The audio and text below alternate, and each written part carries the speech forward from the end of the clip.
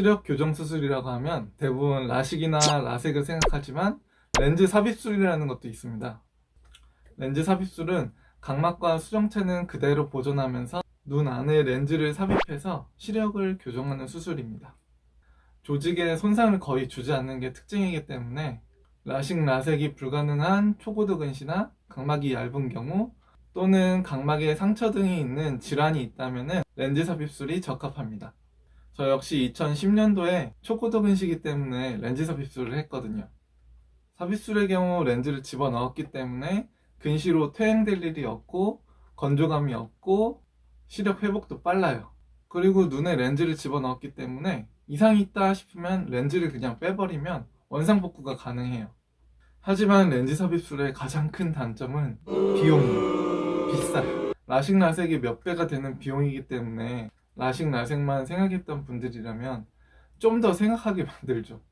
렌즈 삽입술은 크게 홍채를 기준으로 전방에 집어넣는 전방 렌즈와 뒤쪽에 집어넣는 후방 렌즈로 나뉘게 되었어요. 전방 렌즈는 홍채 앞쪽에 삽입되어 홍채를 렌즈에 직접 고정하는데 사람 눈에서 가장 단단하고 질긴 조직이 홍채입니다.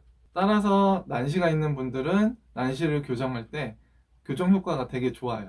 하지만 각막은 총 5개 층으로 나뉘는데요. 그 중에 가장 안쪽에 있는 내피세포층이 있습니다. 내피세포는 재생이 불가능하고 우리 눈의 투명성을 유지해주는 역할을 해요. 전방 렌즈 같은 경우에는 내피세포가 거의 붙어있기 때문에 내피세포에 손상을 줄 우려가 있고 또 한 가지는 겉에서 이렇게 보면은 렌즈가 눈에 보여요. 그래서 미용적으로는 별로 좋지 않습니다. 후방 렌즈 같은 경우에는 홍채 안쪽에 있기 때문에 이렇게 봐도 보이진 않아요. 그리고 외부 충격에 강하다는 장점이 있습니다. 하지만 렌즈 사이즈에 오차가 있을 경우 수정체에 자극을 주게 되어 백내장이 걸릴 확률이 있고요. 그리고 우리 눈에 방수라는 게 있는데 이게 안에서 바깥으로 흐르면서 눈의 안압을 유지시켜 줍니다.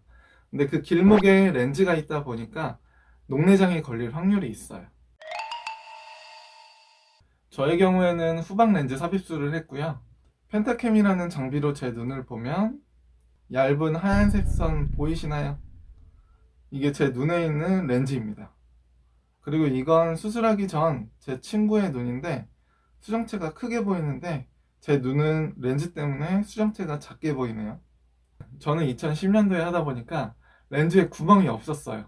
그래서 홍채 위쪽에 구멍을 빵빵 뚫는 홍채 절제 수술을 했습니다. 녹내장 위험 때문에 그랬죠.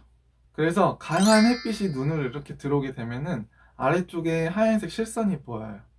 그래서 뭐지 하고 눈을 아래로 내리면 또 아래로 내려가 있고 뭐지 하면은 또 아래로 내려가 있습니다. 내가 보는 시선에는 문제가 없지만 그 시야에는 하얀색 실선이 이렇게 보이게 돼요.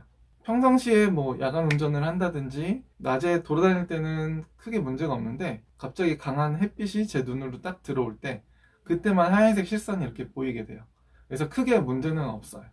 그리고 암막 커튼을 이렇게 치고 깜깜한 밤에 전자시계를 이렇게 보게 되면은 왼쪽에는 빛 번짐이 약간 있는데 오른쪽에는 없어요. 그래서 아예 빛이 없을 때는 빛 번짐이 있지만 저녁에 뭐 일상생활을 한다든지 아니면 운전을 한다든지 이럴 경우에는 빛 번짐이 전혀 없거든요. 렌즈 삽입술을 해도 빛 번짐은 있을 수 있고 그리고 저는 오른쪽에는 없고 왼쪽에만 있기 때문에 눈에 따라서도 차이가 좀 있어요. 그리고 저의 눈의 시력이 오른쪽은 725에 100 정도 왼쪽은 800에 125 정도 되는 초고도 근시였거든요. 그래서 수술을 한 후 안약을 넣어야 될 때는 안대를 살짝 걷어서 넣게 되거든요. 그때 어렴풋이 이렇게 보이는 게 너무나 좋았고요. 거의 눈뜬 장님이었기 때문에 저는 지금 되게 만족해요. 그리고 지금 한 10년 정도가 지났는데 오른쪽 왼쪽 다 시력은 1.0씩 잘 나오고 있고요. 안압 역시 정상 안압을 유지하고 있습니다. 그리고 내피세포도 정상입니다. 저처럼 이렇게 오래 유지하려면은 정기 검진을 잘 받는 것이 좋아요. 라식이든 라섹이든 렌즈 삽입술이든 다 수술을 한 거잖아요. 그래서 적어도 1년에 한 번씩은 검진을 받아보시는 게 좋아요. 시력이 갑자기 툭 떨어져서 크게 안 좋을 때는 금방 안과에 가서 알아차릴 수 있지만 서서히 떨어질 때는 잘 모르거든요. 그때는 검진을 통해서 알 수 있는 방법밖에 없어요. 그러니까 수술하고 끝났다 이게 아니라 주기적으로 1년에 한 번씩은 정기 검진을 받아보시는 걸 권해드립니다.